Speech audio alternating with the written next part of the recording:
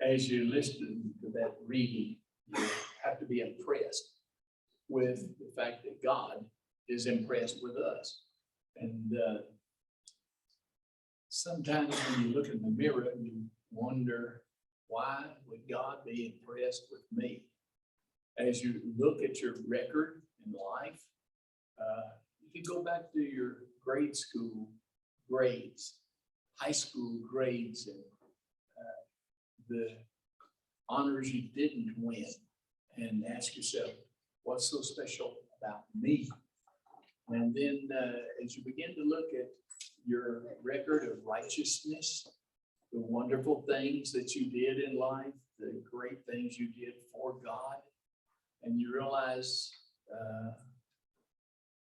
I'm not so special.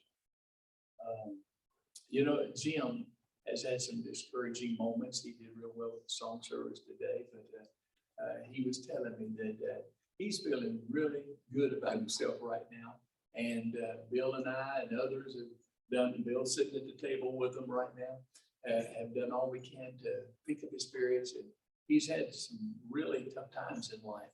And he says, I just feel good. And I feel real positive. And that's great. That's what we all need. That's what we all want. But we don't always feel that way. Sometimes we just feel like we're the rejects, we are the failures. And usually there's a reason for that. Usually as we look at our own life and our own person and our own record, there's reasons to doubt that we're a special people. But in the reading that we just had with Grant helping us, we saw that God has picked us out and chosen us to be his people. And I remember when I wanted to do real well in sports and so forth and did not succeed. I can remember the night that I was asked to pitch in a baseball game, Little League. And they had a concession stand down below, right over where home plate was. And then they had a box up high where they could announce what was happening. Strike one, you're out, he hit a home run or whatever. And I could pitch pretty good until I had an audience. When I got an audience, I freaked out. And I went and watched Danny play tennis this week. And he did real well. He didn't win, but he did very, very well. I never played tennis that well, and I was a pretty good tennis player in my youth. But that baseball game was a disaster. My daddy showed up, and he normally didn't come to my sporting events, but he did that night. And I remember after one of the pitches, I thought to myself, well, at least I didn't hit the guy in the box up on the second floor there. It was so wild, so wrong. And that coach was nice to leave me in, I think. I did reach the point where I was glad that he pulled me out. And I was always the guy sitting on the bench that wanted to, when we needed another run, I wanted to bat, coach, put me in, coach. Let me do it. I know I can do it. And then I'd strike out. And I had some good sporting moments, and I won some trophies, and I had some redeeming that took place, but I definitely was not a star in every sport by any means, like some of our young people are. But it was nice when they would say, Bobby Brown, you're up to bat. Oh, my chance, and I had been chosen. They called my name. They wanted me to go forward. And there were several occasions in my life when I did real well at something and was recognized, and it makes you feel good to be chosen to fulfill a particular task that's important to you and others that you know and with whom you play or study or whatever. And to be chosen. And the Bible says that we're a chosen people, that God has picked us out, that he's called us by name, that he knows us, that he loves us, that he respects us. Wow. And what Juwan was saying, talking about the Lord's Supper today, just underscored all of that. That it's amazing that God would let us debate with him, that God would allow us to plead with him, that God would hear our cries and come to our rescue. Who am I that God should care so much about me? And yet we're told that we are called by God. Sometimes that's scary. I know when Adam was in the garden and had sinned, and God came walking through the garden, he wanted to hide, and so he hid behind the trees, and God called out to him, wanted to know where he was. Where are you? And he was just, I'm sure, hoping that God would not find him. Playing hide and seek with God is not a good sport. And you don't want to get engaged in that, believe me. And he will find you. And he will see you. But the really amazing thing, like Juwan pointed out, as talking about the Lord's Supper, is that God sees us, but he still loves us and still cares for us and still provides for us. And so we're his chosen people, and he calls out to us and pleads with us to adore him and to come back to him if we wandered astray. And we have to look at the heroes, the great heroes in the scriptures, to be able to appreciate just how much he cares for each one of us. And that's what we're going to do a little bit today. The world, by the time you get into the 6th chapter of the book of Genesis, you're just getting started. I wonder about people that have never read the Bible, that begin to read the Bible and they start going through it, chapter 1, chapter 2, chapter 3. When they get to chapter 6, God's fed up with the whole world and decides to just wipe it out. I will destroy man that I've made from the face of the earth. You're thinking, boy, it's a thick book. I'm kind of surprised that it's going to end in chapter 6, but there was a sense of relief when somebody was picked, chosen, selected to kind of rescue humanity from oblivion, and that was Noah. Noah was a righteous man. That meant that he was holy, that he loved God, that he wanted to serve God, tried to do right, but he didn't always succeed. But he was a lot better than the rest of the world around him.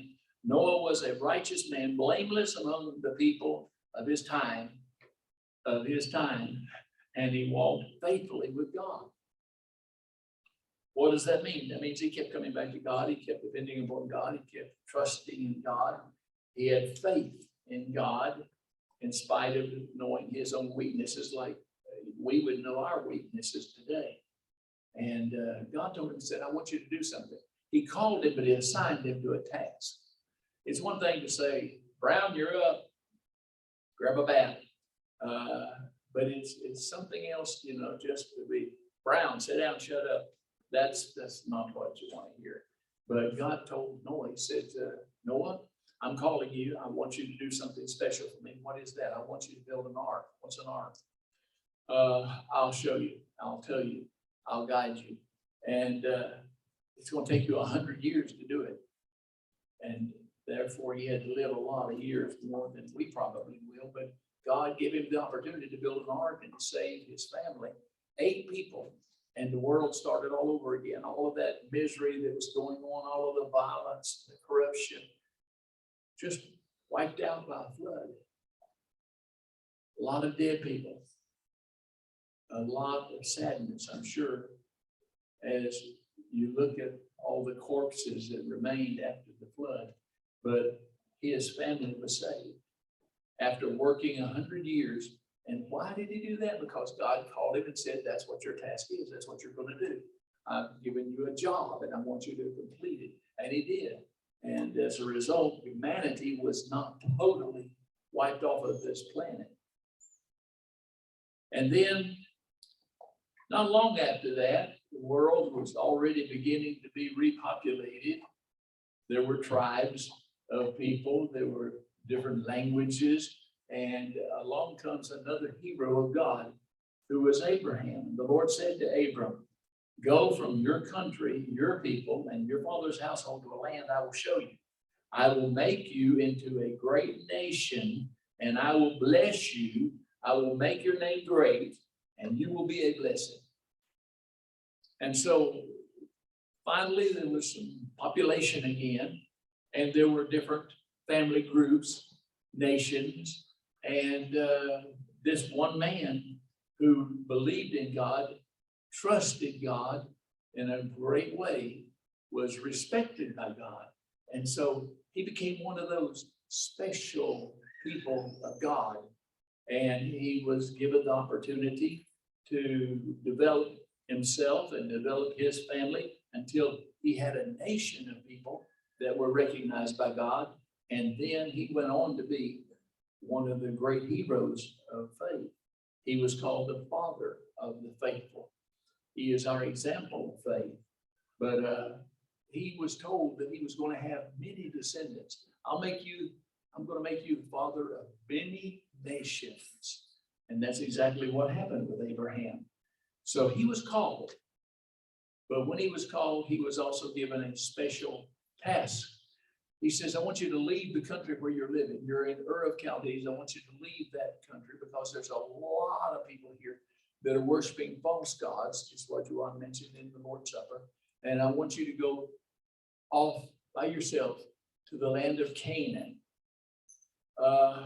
Lord, let me see. I don't have my cell phone, Lord. Can you tell me where that's at? GPS is for me, you know. God, can you give me a map, maybe? Do you have an atlas that I could look at? How do I get there, Lord? And God says, I'll show you the way. I'll take you there. And you're going to live there. And you're going to have to start over there. If you've ever moved, Bill, you moved just recently, didn't you? Wasn't it a joy? Wasn't it exciting? I mean, the boxes and all of the, yeah, he's putting his finger in his head like he's going to shoot himself. Would you like to move again or a couple times more before you pass? No. Moving is no fun. And so that's exactly what God told this man. He says, you're going to leave the land where you live, Ur of Chaldees, and you're going to go and live in Canaan, and I'll show you where it's at. I'll take you there, and I will bless you, and you're going to be blessed greatly. Your name will be a blessing, and you will serve other nations, not just your own, other families, not just your own. But God, who am I to have such notoriety? Who am I that you would do that for me? And he began to realize the kind of God that he served was a merciful God, a loving God, and a God that blesses. And the scriptures are fulfilled. It says Abraham believed God, and it was credited to him as righteousness. You see, we don't have much about us that's really just naturally holy. And so God commanded him to leave Ur of Chaldees, go to Canaan and start all over again. And that God was going to make him a great nation and make him the father of many peoples. And he didn't understand why, but God had a purpose in mind. But he obeyed God. He believed in God, became the father of the faithful, as I said, and he was called God's friend. I just don't want to go to hell when I die. Well, that's a good goal. We all agree? Yeah. Have we all been a little concerned about that somewhere along the way? Oh, yeah. And then we find out that we can be God's what? Friend. It's kind of nice when you're real young and you have a lot of classmates in school, and then you find out that somebody wants to be your friend, which means that they also are willing to let you be their friend. And God let this man be his friend in spite of the sins in this man's life. And he will do the same for us. And then another hero. Oh, time goes by.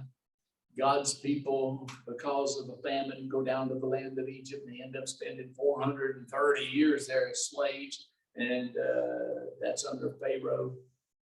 And God realizes that they're crying out to him, oh God, save us from this. Their babies were being killed.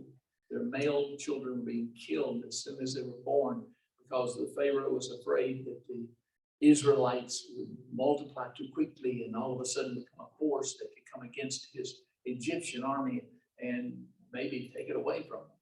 And so they abused horribly the Jewish people that just went down there to get food and ended up not in the grocery store, but in the prison that Pharaoh had given them. And so then this man is born and is favored by Pharaoh's daughter, who found him in a river, found his baby in a basket out there where his mother had hidden him so he wouldn't be killed, and took him in, adopted him, raised him, and he became the kind of like the prince of Egypt, as is suggested in the song as well as in fables. And consequently, he had a pretty good life. But then he realized that he was a Hebrew. He realized that he was a Jew, a descendant of Abraham. And when he saw some of the Jewish people being abused by the Egyptians, he killed one of the taskmasters, killed him. That makes him a convict. That makes him a criminal. That could be the end of his life. And so he runs away and goes to Midian, where he gets married and settles down. And I can imagine, I've often said this, like when I go out into the wilds of Mississippi or somewhere and lay down in the fields where there was grass and look at the clouds and things like that. I had a habit, and I bet you some of you did too, of reaching over and grabbing one of those blades of grass, you know, the long ones, and sticking it like a straw in your mouth, chew on that a little bit while you just watch time go by. It was beautiful. And I can imagine this man being a shepherd in the land of Midian now, having escaped from Egypt, forgetting about all those other people that were family back down there. He probably could have been sitting there with that little piece of grass in his mouth, looking at his sheep. Everything was quiet, pleasant.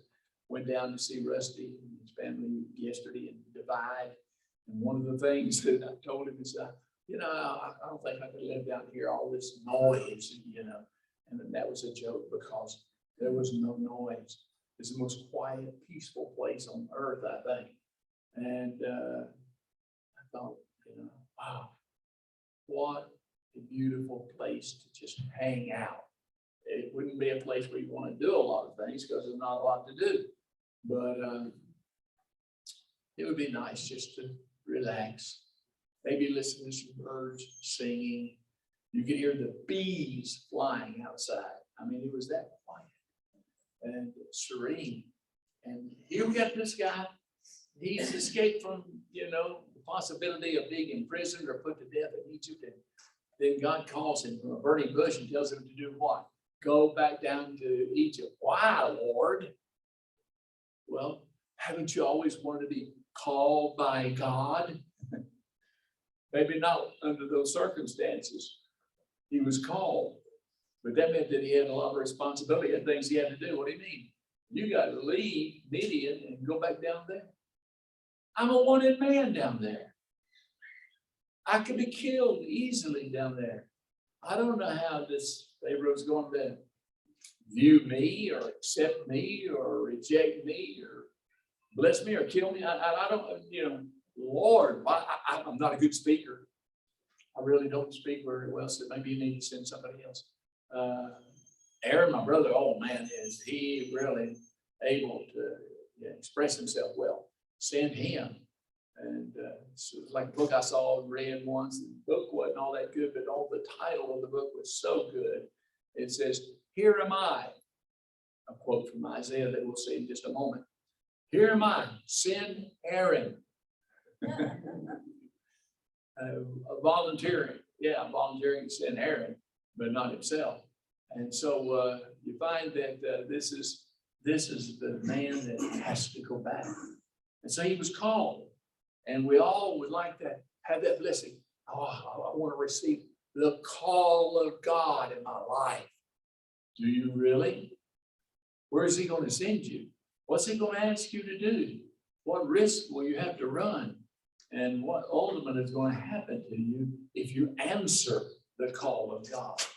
I'm going to go back to the beginning, back to Adam when he was in the garden, and God called him, Adam, Adam, where are you?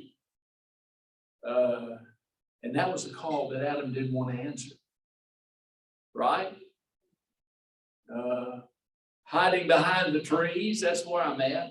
And you know, and what are you going to say about this man, Moses? Well, where are you? I called you from the burning bush, and I told you where you needed to go, what you needed to do. What are you doing? Hiding, waiting, hoping, but he didn't want to necessarily answer the call of God. But haven't you always wanted to be one of God's chosen children? That's what we just read over in 1 Peter. God's chosen people. Don't you want to be one of the chosen of the Lord? But if you say yes, he may say, okay, I've got a little job for you. It's going to take you 100 years and you've got to sweat a lot, but you're going to build an ark. I wanted to be honored. I thought I was getting ready to get a trophy or something, be recognized for my talents. Or no, you're going to go to work. And in this case, you're going to go back to the land of Egypt. Terrible. Isaiah 6, in verse 8, Isaiah has a dream and he sees all of these angels. He sees the heavenly realm, and it's so exciting. He gets nervous and happy and thrilled at what he's seeing. Then I heard a voice from the Lord saying, whom shall I send? Oh, he needs to send somebody. And who will go for us? Oh, he wants to send somebody somewhere. And he's asking for volunteers.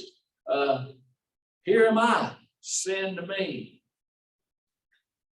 Little did Isaiah know, he became the messianic prophet of the Old Testament, recognized for his many accomplishments in his devotion to God and his closeness to the Lord, his understanding of the wonderful things that God was going to do for our world in sending Jesus.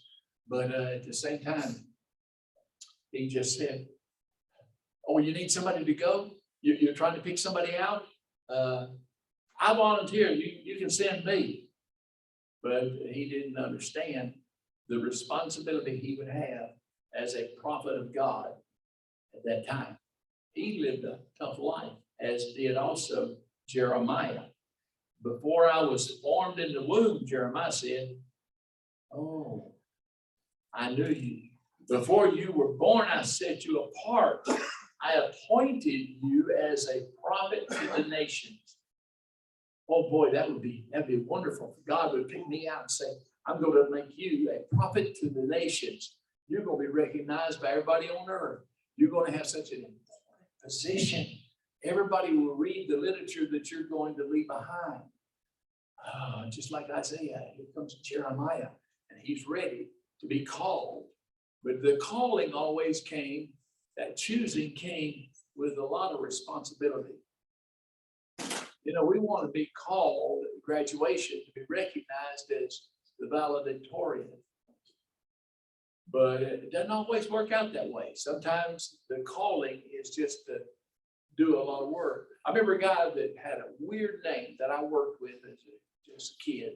And Allie will appreciate this one. His name was Kneecap. That was actually his name. And he worked with me at White's Auto. And I remember the boss's name was Mr. Strange. You have to kind of wonder when you're in a circumstance where people have names like that. But Mr. Strange would call out, Kneecap, Kneecap, do this or do that. Kneecap, where Bob, where's Kneecap? I'm not sure, sir. But I was pretty sure he was back in the shop and not willing to come out and take the task, whatever it was. So he was called. He was called all day long. His name came up constantly. But he wasn't willing to perform the task that was assigned to him. He hid. He would hide. And then I would have to do all the work. I hated it. Danny's had similar experiences, I know, and I'm sure that Juwan has too. And I'm sure all of you have.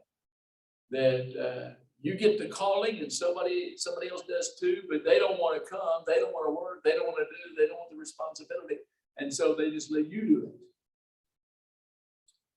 When God calls you, you need to have a notebook in hand to write down exactly what it is He wants. When God calls you, you need to be real willing to take out your wallet if necessary and contribute to the cause. When God calls you, you may not be going to bed at 8 o'clock tonight. That is usually your custom, maybe. When God calls you, you may not be eating tomorrow what you're eating today. Things just change when God calls you. Well, why did He call me? Because you're one of the chosen ones. Oh, I'm one of the chosen ones? Yeah, you've been selected. You're in. You're it. God's counting on you. And then you find out what your task is. That happened to a bunch of fishermen. Jesus picked out 12 men, many of them big fishermen, and He appointed 12 that they might be with Him and that He might send them out to preach. He didn't just wanted company. He didn't just want somebody to be there. It's good that you're here today, okay? It really is great that you're here. I appreciate your presence. But why do you get up on Sunday mornings and come down here anyway? To be here or to do something? Why are you here? I see Bill shaking his head. There's always something to do, isn't there, Bill? And there's always, like Grant found out this morning, he wasn't supposed to be doing the reading. He was supposed to be cold. Couldn't get here in time, so Grant filled in for him. We're always, as Christians, want to find that we have things that we do real well that people want us to do often, and that we've been called, that we've been chosen, and that we're one of those special people of God who gets to do a lot of things, contribute a lot in many ways, and participate, and not just be a spectator, but a participant in what God wants done in Highlands Ranch. And so all of a sudden you realize, well, what's my job? Well, you're an apostle. Oh, I love being called an apostle. I think I'll run out and tell all my family members that I'm now an apostle. I've been picked, chosen, selected, named. I'm an apostle. Or you just say Christian as well. But what does that mean to you? What does that really mean for your everyday activities? Does it really change at all? Well, Jesus picked them to preach. He didn't pick them to go on boat rides on the Lake of Galilee. He didn't pick them to show how much fish He could enable them to bring out of the water. That was not the idea. He picked them to preach. Somebody might say, but I'm better at mending nets. I know how to make a net. I know how to catch fish. And He says, but right now you're going to be doing something. You're going to be preaching. I've called you. I've called you away from your boat, away from your family, away from the business, away from the catch. Now you're going to be a preacher.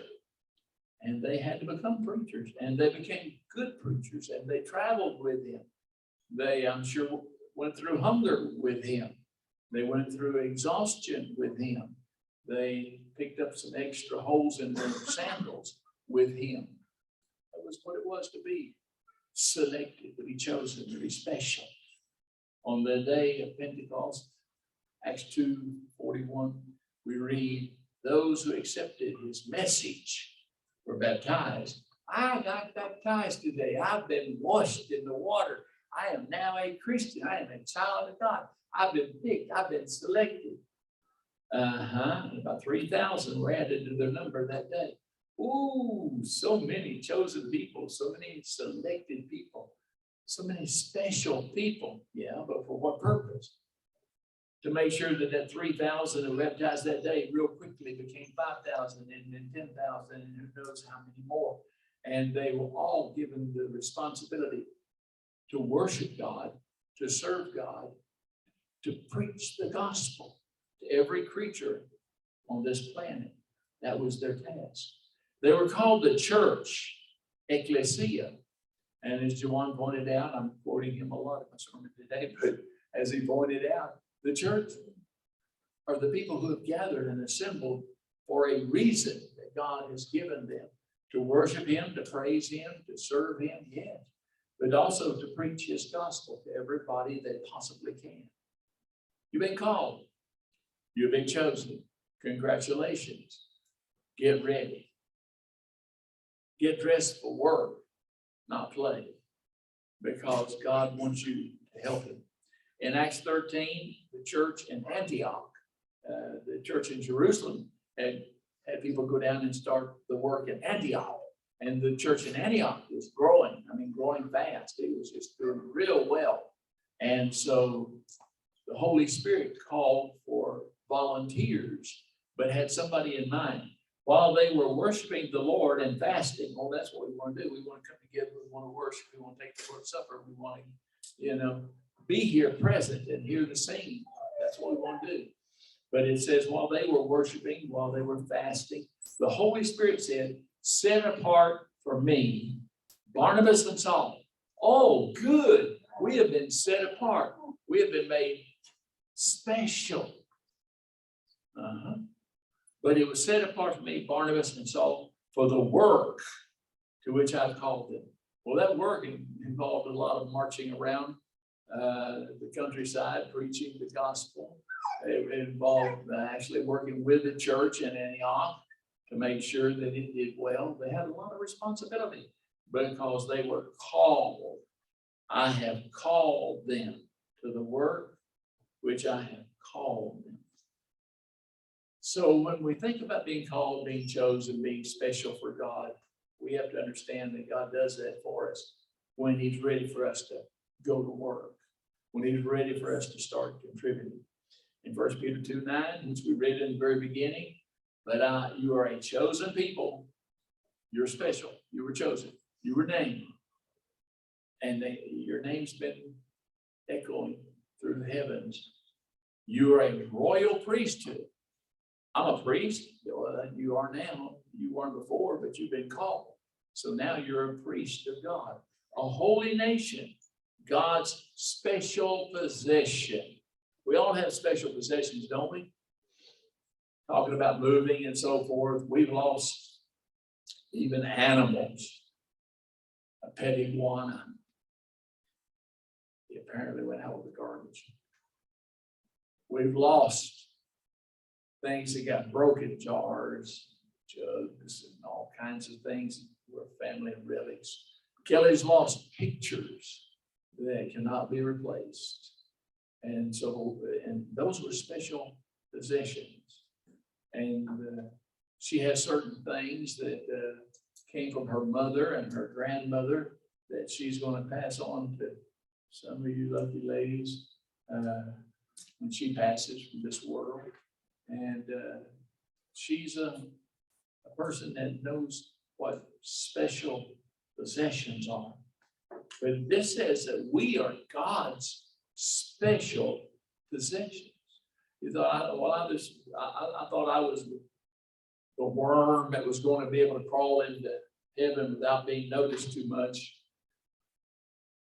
I don't want God to pay too much attention to my sins. Just save me, please. And but no, if you're more than that, you are one of God's special possessions.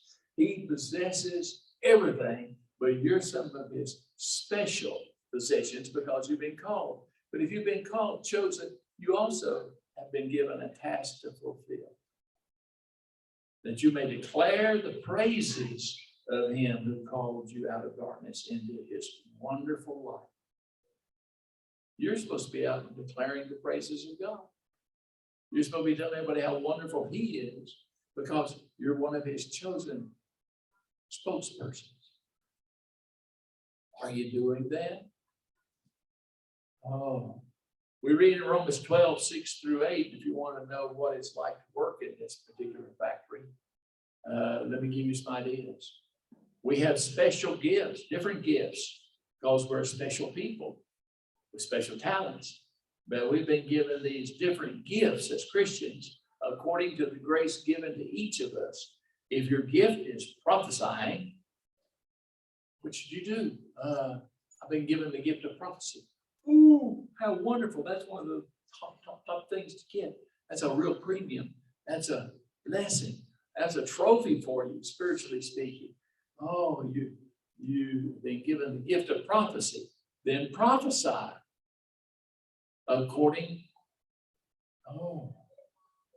to your faith. I have to use my talent. I have to use the gift that's been given to me. I have to do something for God. If it's serving, then serve.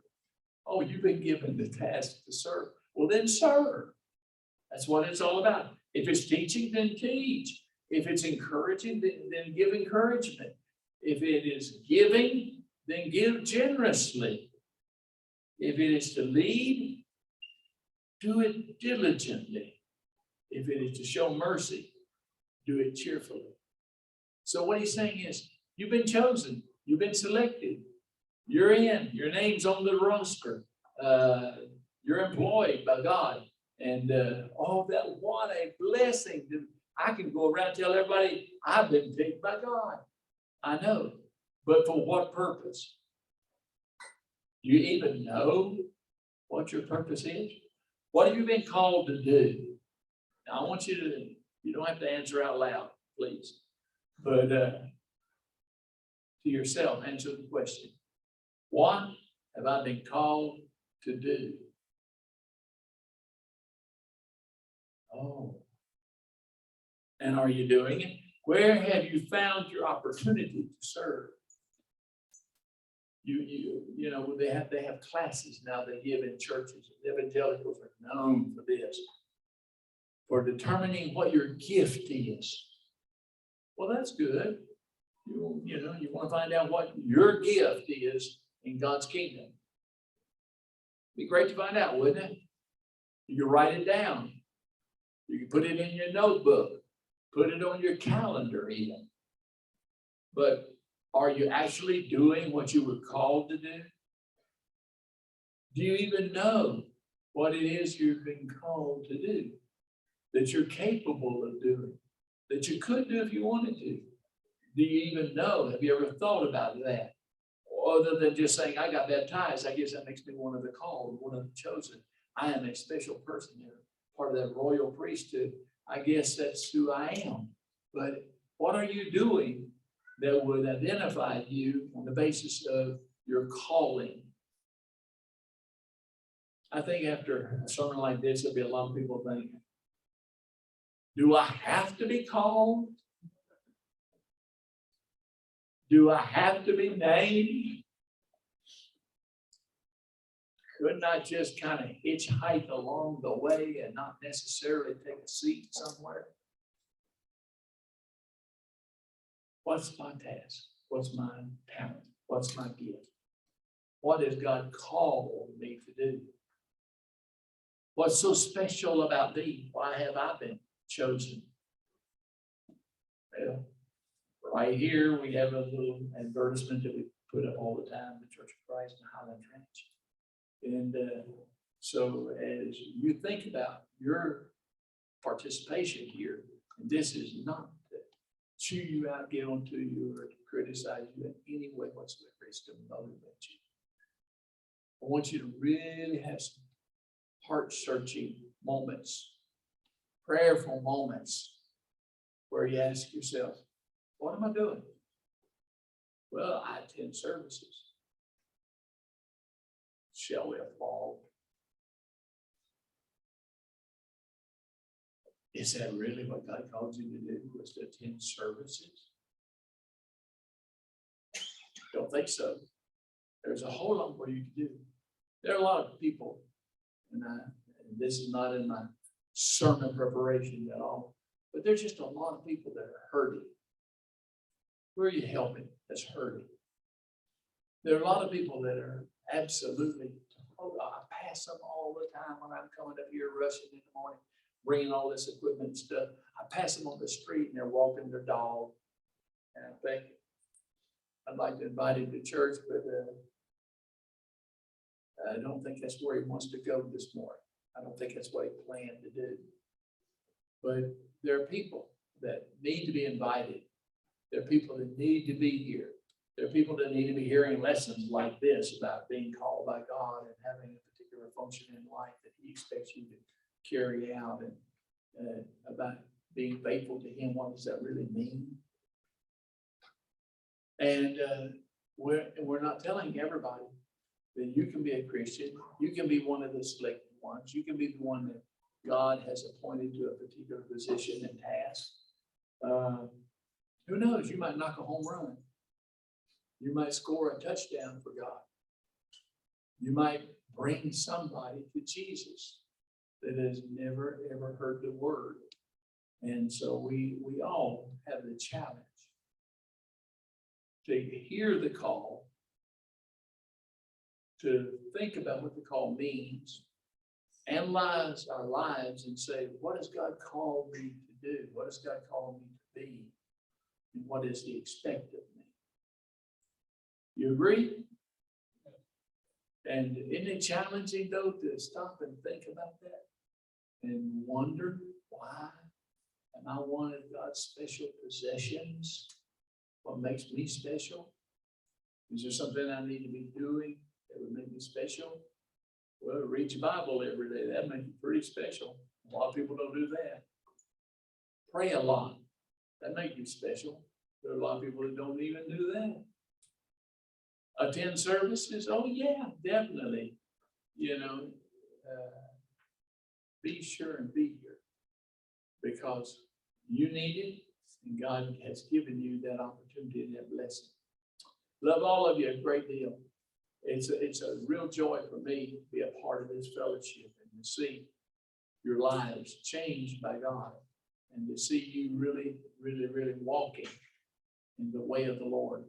And all the young people that are here outside as well as in the back here, sitting over in the corner, all of you, you're called, you're chosen. But now you need to know how you're supposed to serve because you have been called it, because you are one of God's special possessions. The greatest men of all that we've been reading about, Abraham and Noah and all of these great men, they didn't know. Moses didn't know what he was going to have to do. You find out. And when you do, then do it. Serve him because you're one of God's special treasures. He loves you so much. He's given you an opportunity to serve him. And now we need to get busy and serve. God bless you.